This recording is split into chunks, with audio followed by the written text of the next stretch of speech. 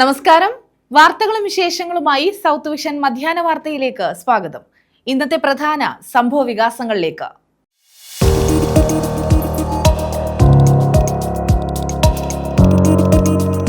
നിയന്ത്രണം വിട്ട കാർ റോഡരികിൽ നിർത്തിയിട്ടിരുന്ന ജീപ്പിലേക്ക് ഇടിച്ചു കയറി. 3 പേർക്ക് പരിക്കേറ്റു. അഞ്ചൽ ആലഞ്ചേരിയിലായിരുന്നു അപകടം.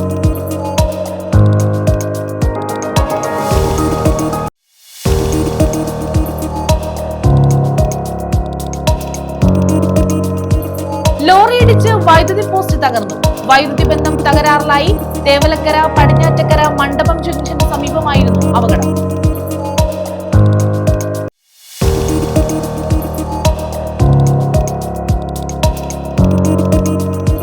ഓച്ചിറ പരബ്രഹ്മ ക്ഷേത്രത്തിൽ മംഗല്യ സൗഭാഗ്യ പദ്ധതിക്ക് തുടക്കം. ആദ്യ വിവാഹം പരബ്രഹ്മ ഓഡിറ്റോറിയത്തിൽ. പ്രയാർതെക്ക് സ്വദേശിനിയുടെ വിവാഹം നടന്നു. വിശദമായ വാർത്തകളിലേക്ക്. നിയന്ത്രണം വിട്ട കാർ റോഡരികിൽ നിർത്തിയിട്ടിരുന്ന ജീപ്പിലേക്ക് ഇടിച്ചു കയറി. 3 പേർക്ക് പരിക്കേറ്റു. ട്രാൻസ്ഫോമറിലെ അറ്റകുറ്റപ്പണികൾക്കായി നിർത്തിയിട്ടിരുന്ന KCB ജീവനക്കാർ സഞ്ചരിച്ച ജീപ്പിലേക്കാണ് കാർ ഇടിച്ചു കയറിയത്. അഞ്ചൽ ആലഞ്ചേരിയിലായിരുന്നു അപകടം. അഞ്ചൽ ആലഞ്ചേരിയിലാണ് നിയന്ത്രണം വിട്ട കാർ റോഡരികിൽ നിർത്തിയിട്ടിരുന്ന ജീപ്പിലേക്ക് ഇടിച്ചു കയറിയത്. ആലഞ്ചേരി ചില്ലിംഗ് പ്ലാന്റിന് സമീപമായിരുന്നു അപകടം. ഏരൂരിൽ നിന്നും അഞ്ചലിലേക്ക് പോവുകയായിരുന്ന കാർ നിയന്ത്രണം വിട്ട് KCBയുടെ നിർത്തിയിട്ടിരുന്ന ജീപ്പിലേക്ക് ഇടിച്ചു കയറുകയായിരുന്നു. ഇറത്തിട്ട് ഒരു ഡിസ്ക് ഫ്ലാഷ് ആയിരുന്നു. ഫ്ലാഷായിട്ട് ഇവിടെ നിന്ന് ജീപ്പ് ഈ സൈഡിൽ ഒതുക്കിയിട്ടേക്കോ ടാറിങ്ങേന്ന് തൊട്ടിപ്പുറത്ത് തന്നെ ഇട്ട് ഇവിടുന്ന് ഒരു കാർ പാഞ്ഞു വന്നിട്ട് ഞാൻ ഇതിൻ്റെ ബാക്കിൽ നിന്ന് ഫോൺ ചെയ്തുകൊണ്ടിരുന്നത് വിളിച്ചോണ്ടിരുന്നത്. അന്നേരത്തേക്ക് ജീപ്പ് ഒന്ന് എൻ്റെ ബാക്കിൽ ഇടിക്കുന്നത് എനിക്ക് അറിയാവുന്നത്. എൻ്റെ ഇന്ന് ഫോണും പോയി ഇതെല്ലാം പോയിട്ട് അങ്ങ് അപ്പുറത്ത് നിന്നതാണ്. അന്നേരം ഇവിടെ 2 പേര് കൊണ്ടുവന്ന് തീർക്കുന്നത് ചാടി ചിലപ്പോൾ ശ്യാമിൻ്റെ ഇവിടെ കൈയെല്ലാം കൂടെ ഇടിച്ചു. ജീപ്പിന് സമീപം നിൽക്കുകയായിരുന്ന ജീപ്പ് ഡ്രൈവർ ശ്യാം, KCB ജീവനക്കാരൻ ഷിജിലാൽ, കാർ യാത്രികൻ എന്നിവർക്കാണ് പരിക്കേറ്റത്. ഏരൂർ സ്വദേശി സുരേന്ദ്രന്റെ ഉടമസ്ഥതയിലുള്ള കാറാണ് അപകടത്തിൽപ്പെട്ടത്. പരിക്കേറ്റവർ അഞ്ചലിലെ സ്വകാര്യ ആശുപത്രിയിൽ ചികിത്സ തേടി. News bureau, Anchal. ലോറിയിടിച്ച് വൈദ്യുതി പോസ്റ്റ് തകർന്നു. വൈദ്യുതി ബന്ധം തകരാറിലായി. തേവലക്കര പടിഞ്ഞാറ്റക്കര മണ്ഡപം ജംഗ്ഷന് സമീപമായിരുന്നു അപകടം.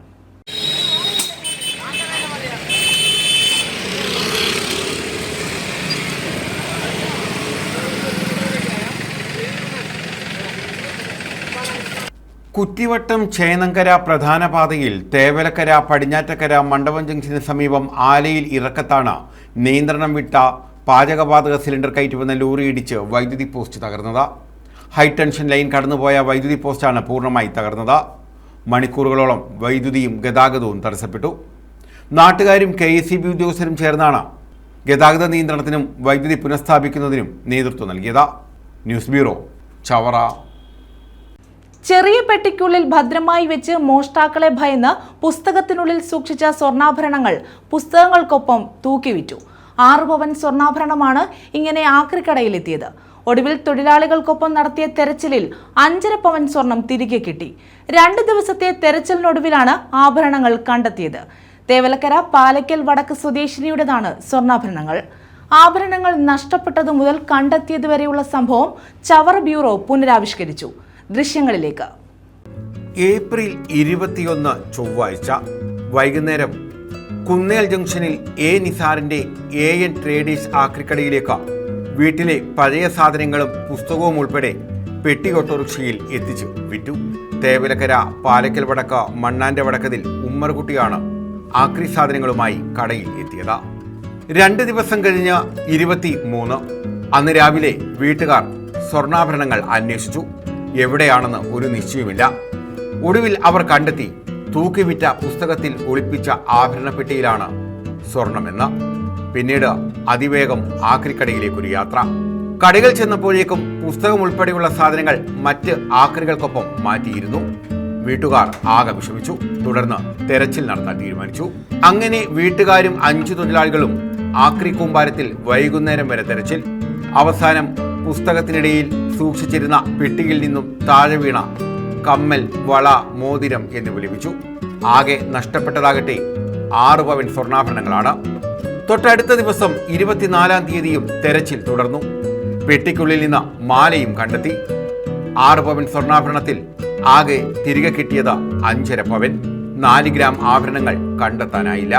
സ്വർണ്ണാഭരണങ്ങൾ നഷ്ടപ്പെട്ടതിന്റെ വിഷമമുണ്ടെങ്കിലും ഇത്രയും സ്വർണം തിരികെ കിട്ടിയതിന്റെ സന്തോഷവും ഏറെ.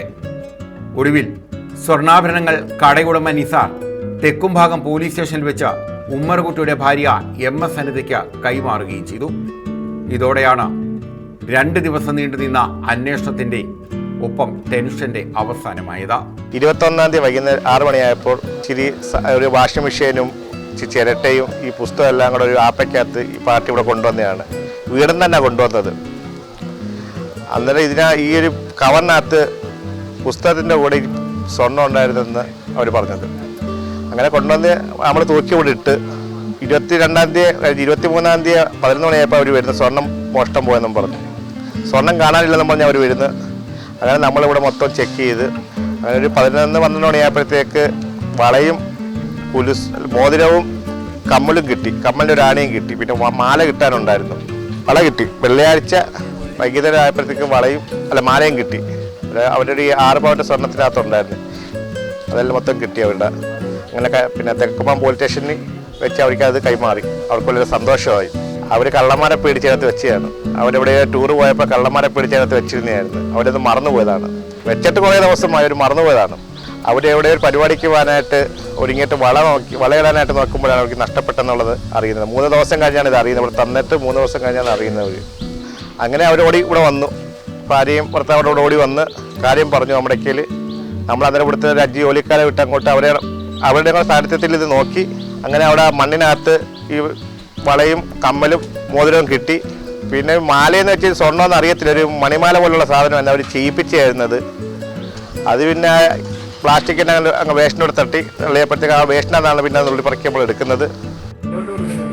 ആണ്ടേ കളഞ്ഞു കിട്ടിയ സ്വർണ്ണമാണ് ഇത്. തിരിച്ചു കൊടുക്കണേ. എത്ര ആക്രിക്കട എവിടെയുള്ളയാ? കടപ്പായുമൊക്കെ ആക്രിക്കട. എത്ര ഗ്രാം ഉണ്ട് തരുന്നത്? 7 പവൻ. സന്തോഷമായോ? നമ്മുടെ വെച്ചാണ് ഇത് കൈമാറിയത്. അന്നേരം അയ്യൂവനും സെറ്റിലും ഈ രംഗങ്ങളാണ് ഞങ്ങളുടെ ചവറ ബ്യൂറോ ഇപ്പോൾ പുനരാവിഷ്കരിച്ചിട്ടുള്ളത്. News bureau, Chavara. 39-ാമത്തെ വയസ്സിൽ അഭിഭാഷകയായി എൻറോൾ ചെയ്യുമ്പോൾ അത് നദിയയുടെ പോരാട്ടത്തിന്റെ വിജയമാവുകയാണ്. 16-ാം വയസ്സിൽ പഠനം നിർത്തേണ്ടി വന്നു. തുടർന്ന് വിവാഹ ജീവിതം. 3 മക്കളുടെ അമ്മയായി. തുടർന്നാണ് സാക്ഷരതാ മിഷൻ തുല്യതാ കോഴ്സുകളെ കുറിച്ചറിഞ്ഞ് +1 ചേർന്നത്. 75% മാർക്കോടെ +2 പാസ്സായി. തുടർന്ന് BCom LLB പാസ്സായി. ഇപ്പോൾ അഭിഭാഷകയായി എൻറോൾ ചെയ്തു. പുനലൂർ കോടതിയിൽ പ്രാക്ടീസ് ചെയ്യുകയാണിപ്പോൾ നദിയ. പുറലോകവുമായി യാതൊരു ബന്ധവുമില്ലാതെ നിൽക്കുന്ന സാഹചര്യത്തിലൂടെയാണ് സാക്ഷരതാ മിഷന്റെ തുല്യതാ പരീക്ഷയിലൂടെ +1 +2 എഴുതുകയും അതിൽ 75-80% വിജയം നേടിയതിനു ശേഷം BCom LLBക്ക് പ്രവേശിക്കുകയും അതിലിപ്പോൾ എൻറോൾ ചെയ്ത് പുനലൂർ കോടതിയിൽ ഇപ്പോൾ അഭിഭാഷകയായി പ്രാക്ടീസ് ചെയ്യുന്ന അഡ്വക്കേറ്റ് നദിയ നമുക്കെല്ലാവർക്കും മാതൃകയാണ്. അഞ്ചൽ പത്തടി സ്വദേശിനിയാണ് നദിയ. 16-ാം വയസ്സിൽ പഠനം നിലച്ച് പിന്നീട് കുടുംബജീവിതത്തിലേക്ക് തിരിയേണ്ടി വന്നു. ഇപ്പോൾ 39-ാമത്തെ വയസ്സിൽ അഭിഭാഷകയായി ഹൈക്കോടതിയിൽ എൻറോൾ ചെയ്തിരിക്കുന്നു. നദിയുടെ ജീവിതത്തിലെ വലിയ പോരാട്ടത്തിന്റെ വിജയമാണിത്. നാടിനും കുടുംബത്തിനും ആകമാനം മാതൃകയായിരിക്കുകയാണ് ഈ യുവതി. 16-ാം വയസ്സിൽ പഠനം നിർത്തിയതോടെയാണ് വിവാഹ ജീവിതത്തിലേക്ക് കടക്കേണ്ടി വന്നത്. പിന്നീട് 3 മക്കളുടെ അമ്മയായി. അങ്ങനെ ജീവിതം മുന്നോട്ട് നീങ്ങുമ്പോഴാണ് 2018-ൽ സംസ്ഥാന സർക്കാരിന്റെ സാക്ഷരതാ മിഷൻ തുല്യതാ കോഴ്സുകളുടെ ഭാഗമായി +1 കോഴ്സിന് ചേർന്നത്. 2019-ൽ 75% മാർക്കോടെ +2 പാസ്സായി. അഭിഭാഷകയാകണമെന്നതായിരുന്നു ജീവിത ലക്ഷ്യം. പിന്നീട് BCom പഠനം, LLBയും പാസ്സായി. തുടർന്ന് ഹൈക്കോടതിയിൽ എൻറോൾ ചെയ്തു. കഠിന അധ്വാനത്തിലൂടെയുള്ള നദിയുടെ വിജയം പലർക്കും ഒരു മാതൃക കൂടിയാണ്. 16 വയസ്സിൽ എൻ്റെ വിദ്യാഭ്യാസം മുടങ്ങിയ ഒരു വ്യക്തിയാണ് ഞാൻ. പിന്നെ പഠിക്കാൻ പറ്റുമെന്ന് ഞാൻ എൻ്റെ ജീവിതത്തിൽ ഒരിക്കലും സ്വപ്നം കണ്ട ഒരു കാര്യമേ അല്ല. കല്യാണം കഴിഞ്ഞു, 3 മക്കളായി, വീടിനകത്ത് ഒതുങ്ങിക്കൂടി പുറം ലോകമായിട്ട് ഒരു ബന്ധവും ഇല്ലാതെ അങ്ങനെ ജീവിച്ചു പോയൊരു വ്യക്തിയാണ് ഞാൻ. എൻ്റെ ലൈഫ് പഠിപ്പിച്ചതാണ് ജീവിതത്തിൽ എവിടെയെങ്കിലും എത്തണമെന്നും എന്തെങ്കിലുമൊക്കെ ആയി തീരണമെന്നൊക്കെ എൻ്റെ ലൈഫാണ് എന്നെ പഠിപ്പിച്ചത്. അങ്ങനെയാണ് ഞാൻ 31-ാമത്തെ വയസ്സിൽ സാക്ഷരതാ മിഷൻ വഴിയാണ് ഞാൻ +2 പഠിക്കുന്നത്. അതിവിടെ വെച്ച് എനിക്ക് കുറച്ച് നല്ല ഫ്രണ്ട്സുകളിനെ കിട്ടി. അങ്ങനെ +2 പഠിച്ചു. 72% മാർക്ക് മേടിച്ചാണ് ഞാൻ +2 സാക്ഷരതാ മിഷൻ പാസ്സാവുന്നത്. അങ്ങനെ എൻ്റെ നസീമാത്താണ് എന്നെ LLBയിലേക്ക് ഇങ്ങനെ ഫോഴ്സ് ചെയ്ത് വിട്ടത്. നീ LLB എടുത്താൽ നന്നായിരിക്കും എന്ന് പറഞ്ഞ് എന്നെ തള്ളി വിട്ടത് അവരാണ്. അങ്ങനെയാണ് ആ ഒരു സ്വപ്നം എൻ്റെ മനസ്സിലേക്ക് കയറുന്നത്. നിലവിൽ പുനലൂർ കോടതിയിൽ അഭിഭാഷകയായി പ്രാക്ടീസ് ചെയ്യുകയാണ് നദിയ. എയർപോർട്ട് മാനേജ്മെന്റിന് പഠിക്കുന്ന ഷഹനാസും +2 പഠിക്കുന്ന അജ്മലും 10ാം ക്ലാസ്സിൽ പഠിക്കുന്ന റിംസിയുമാണ് നദിയുടെ മക്കൾ. News bureau, Anchal. Anchal Edamulakkal service സഹകരണ ബാങ്കിലെ മിനിറ്റ്സ് ബുക്കും അനുബന്ധ രേഖകളും കാണാനില്ലെന്ന് ആരോപണം. ബാങ്കിലെ ഒരു വിഭാഗം ഭരണസമിതി അംഗങ്ങൾ ബാങ്കിൽ പ്രതിഷേധം സംഘടിപ്പിച്ചു. എന്നാൽ മിനിറ്റ്സ് ആയൂർ ബ്രാഞ്ചിൽ കൊണ്ടുപോയിരിക്കുകയാണെന്ന് ബാങ്ക് സെക്രട്ടറി പറഞ്ഞു. സർവീസ് സഹകരണ ബാങ്കിലെ മിനിറ്റ്സ് ഹെഡ് ഓഫീസിലാണ് സൂക്ഷിക്കേണ്ടതെന്നും ബ്രാഞ്ചുകളിൽ കൊണ്ടുപോകാൻ നിയമമില്ലെന്നും പ്രതിഷേധക്കാർ ചൂണ്ടിക്കാട്ടി. അഞ്ചൽ ഇടമുളയ്ക്കൽ സർവീസ് സഹകരണ ബാങ്കിലെ മിനിറ്റ്സ് ബുക്കും അനുബന്ധ രേഖകളും കാണാനില്ലെന്നാണ് പരാതി ഉയർന്നത്. ഇതേ തുടർന്നാണ് ഒരു വിഭാഗം ഭരണസമിതി അംഗങ്ങൾ പ്രതിഷേധവുമായി രംഗത്തെത്തിയത്. എന്നാൽ മിനിറ്റ്സ് ബുക്ക് ആയൂർ ബ്രാഞ്ചിൽ കൊണ്ടുപോയിരിക്കുകയാണെന്ന് ബാങ്ക് സെക്രട്ടറി പറഞ്ഞു. സർവീസ് സഹകരണ ബാങ്കിലെ മിനിറ്റ്സ് ഹെഡ് ഓഫീസിലാണ് സൂക്ഷിക്കേണ്ടതെന്നും ബ്രാഞ്ചുകളിൽ കൊണ്ടുപോകാൻ നിയമമില്ലെന്നും പ്രതിഷേധക്കാർ പറഞ്ഞു. ബാങ്ക് സമയം കഴിഞ്ഞിട്ടും ബാങ്ക് സെക്രട്ടറി ഉൾപ്പെടെയുള്ള ജീവനക്കാരെ ബാങ്കിൽ നിന്നും പുറത്തിറക്കാൻ പ്രതിഷേധക്കാർ അനുവദിച്ചില്ല. മിനിറ്റ്സ് ബുക്ക് കാണിക്കാതെ ബാങ്ക് ജീവനക്കാരെ ബാങ്കിൽ നിന്നും പുറത്തുവിടില്ലെന്നായിരുന്നു പ്രതിഷേധക്കാരുടെ നിലപാട്. ഇടമുളയ്ക്കൽ സർവീസ് സഹകരണ ബാങ്ക് കോൺഗ്രസ് ആണ് ഭരിക്കുന്നത്. കോൺഗ്രസിൽ തന്നെ ഒരു വിഭാഗം അംഗങ്ങളാണ് ബാങ്കിലെ മിനിറ്റ്സ് ബുക്ക് കാണുന്നില്ലെന്ന് ആരോപിച്ച് പ്രതിഷേധവുമായി രംഗത്തെത്തിയത്. ഒടുവിൽ അഞ്ചൽ പോലീസിന്റെ മധ്യസ്ഥതയിൽ അടുത്ത ദിവസം പ്രതിഷേധക്കാരായ ബാങ്ക് ഭരണസമിതി അംഗങ്ങളുടെ മുന്നിൽ മിനിറ്റ്സ് ബുക്ക് ഹാജരാക്കാമെന്ന് ബാങ്ക് സെക്രട്ടറി രേഖാമൂലം എഴുതി നൽകിയതിനെ തുടർന്നാണ് പ്രതിഷേധം അവസാനിപ്പിച്ചത്. News bureau, Anchal. കരുനാഗപ്പള്ളിയിൽ 1 മാസം മുമ്പ് ഉദ്ഘാടനം ചെയ്ത റോഡ് തകർന്നു. മാർക്കറ്റിനെയും റെയിൽവേ റോഡിനെയും തമ്മിൽ ബന്ധിപ്പിച്ച് തറയോട് പാകി നിർമ്മിച്ച റോഡാണ് കുടിവെള്ള പൈപ്പ് പൊട്ടി തകർന്നത്. റോഡ് നിർമ്മാണത്തിന് കായലിലെ ചതുപ്പ് മണ്ണ് ഉപയോഗിച്ചതും ടോറസ് ലോറി കടന്നുപോയതുമാണ് പൈപ്പ് പൊട്ടി റോഡ് തകരാൻ കാരണമായതെന്ന് നാട്ടുകാർ പറയുന്നു.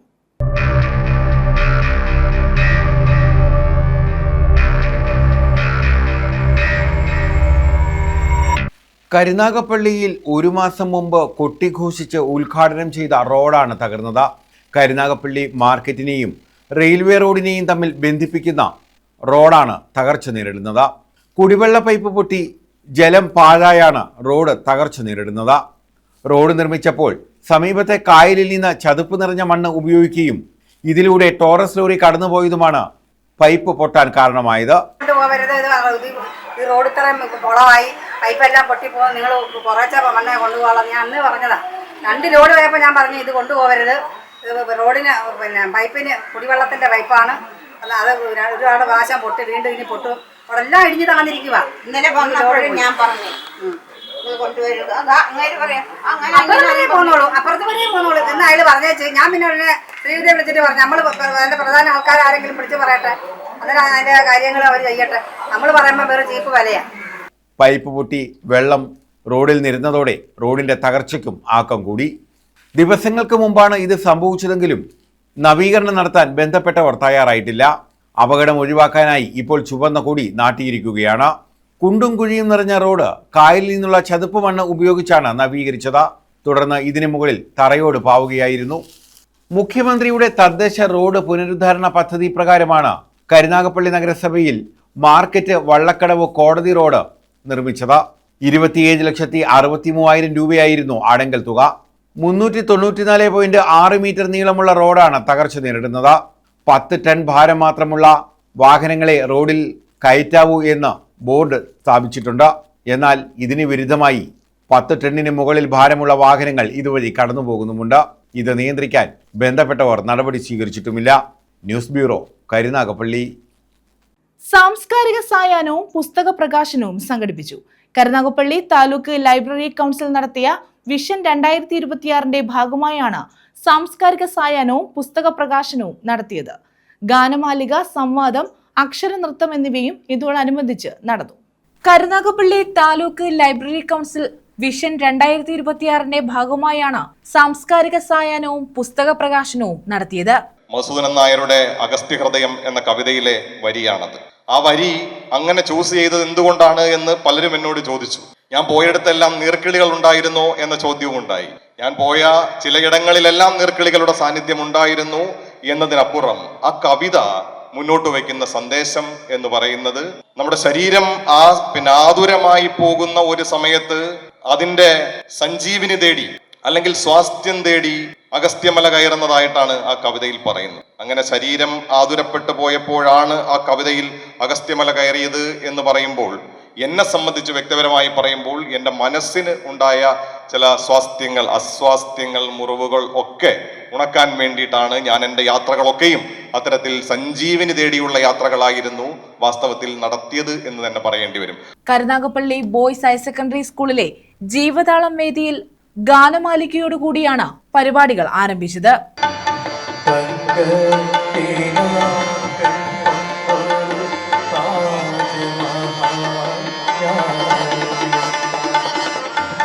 സഞ്ചാരപ്പൊരുൾ തേടി എന്ന വിഷയത്തിൽ സംവാദവും നടന്നു. എഴുത്തുകാരായ GR ഇന്ദുഗോപൻ, ജിൻഷ ഗംഗ, അഭിമുഖങ്ങളിലൂടെ ശ്രദ്ധേയനായ VR രജനീഷ് എന്നിവർ പങ്കെടുത്തു. Taluk library council secretary V Vijayakumar സംവാദത്തിൽ മോഡറേറ്ററായി. ക്ലാപ്പന EMS സാംസ്കാരിക വേദി ഗ്രന്ഥശാലയിലെ കുട്ടികൾ അവതരിപ്പിച്ച അക്ഷരനൃത്തം അരങ്ങേറി. താലൂക്ക് ലൈബ്രറി കൗൺസിൽ അംഗം V വിമൽ റോയ് രചിച്ച യാത്രാ വിവരണ പുസ്തകമായ നീർക്കിളികൾ പാടുമൊരു ദിക്കു കാണാം എന്ന പുസ്തകത്തിന്റെ പ്രകാശനവും നടന്നു. GR ഇന്ദുഗോപൻ പുസ്തക പ്രകാശനം നിർവഹിച്ചു. ജിൻഷ ഗംഗ പുസ്തകം ഏറ്റുവാങ്ങി. VR രജനീഷ് മുഖ്യാതിഥിയായി. KG അജിത് കുമാർ അധ്യക്ഷത വഹിച്ചു. Taluk library council president Kadathur Mansoor, സംസ്ഥാന ലൈബ്രറി കൗൺസിൽ അംഗം RK ദീപ എന്നിവർ വിശിഷ്ട വ്യക്തികളെ ആദരിച്ചു. VP ജയപ്രകാശ് മേനോൻ, M സുരേഷ് കുമാർ, പോച്ചയിൽ നാസിർ എന്നിവർ പങ്കെടുത്തു.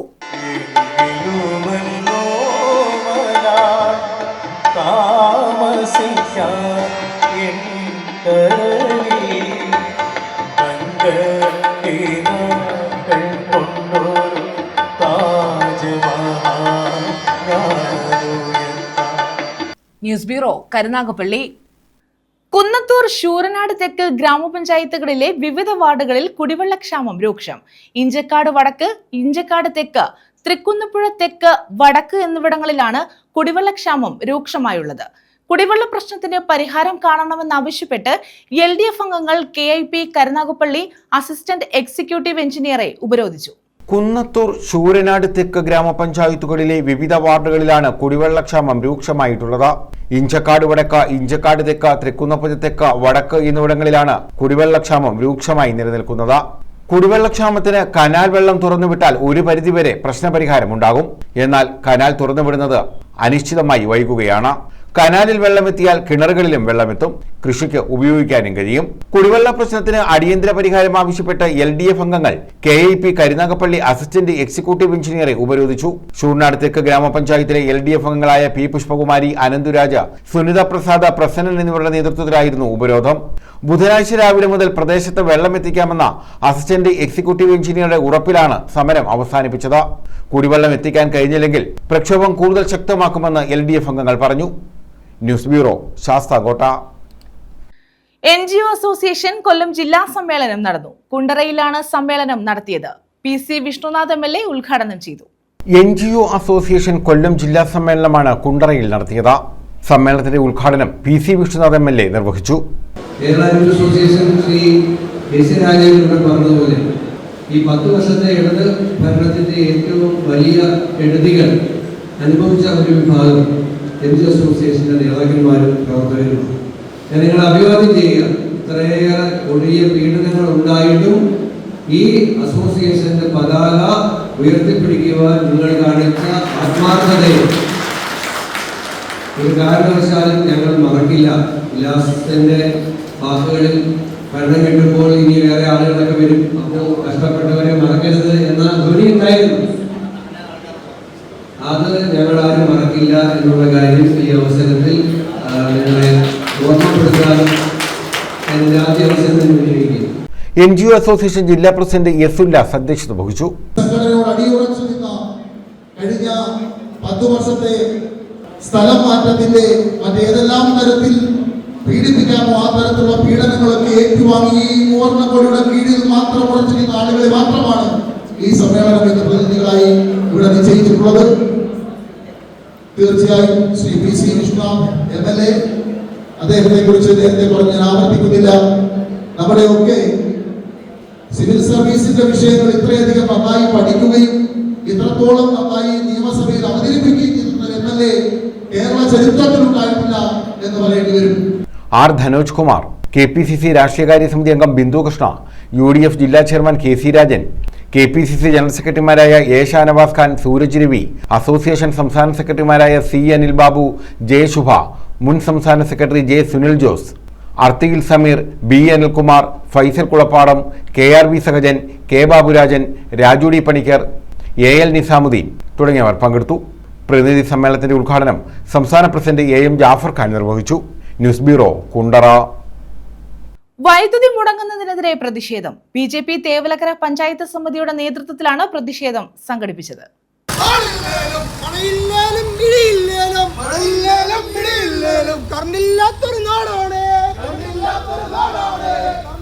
തുടർച്ചയായി ഉണ്ടാകുന്ന വൈദ്യുതി മുടക്കത്തിൽ പ്രതിഷേധിച്ചാണ് BJPയുടെ നേതൃത്വത്തിൽ പ്രതിഷേധ മാർച്ച് സംഘടിപ്പിച്ചത്.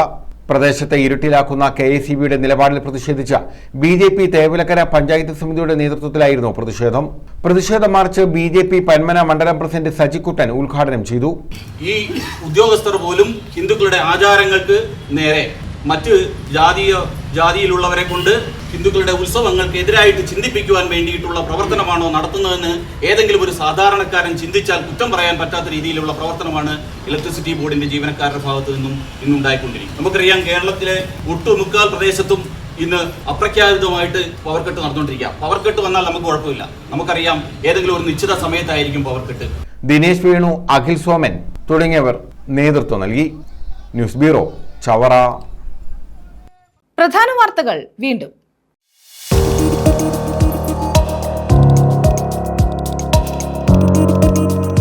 നിയന്ത്രണം വിട്ട കാർ റോഡരികിൽ നിർത്തിയിട്ടിരുന്ന ജീപ്പിലേക്ക് ഇടിച്ചു കയറി. 3 പേർക്ക് പരിക്കേറ്റു. അഞ്ചൽ ആലഞ്ചേരിയിലായിരുന്നു അപകടം.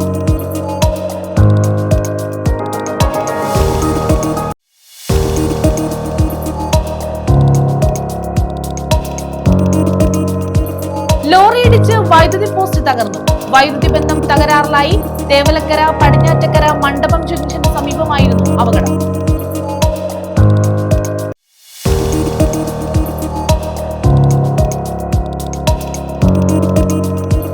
ഓച്ചിറ പരബ്രഹ്മ ക്ഷേത്രത്തിൽ മംഗല്യ സൗഭാഗ്യ പദ്ധതിക്ക് തുടക്കം.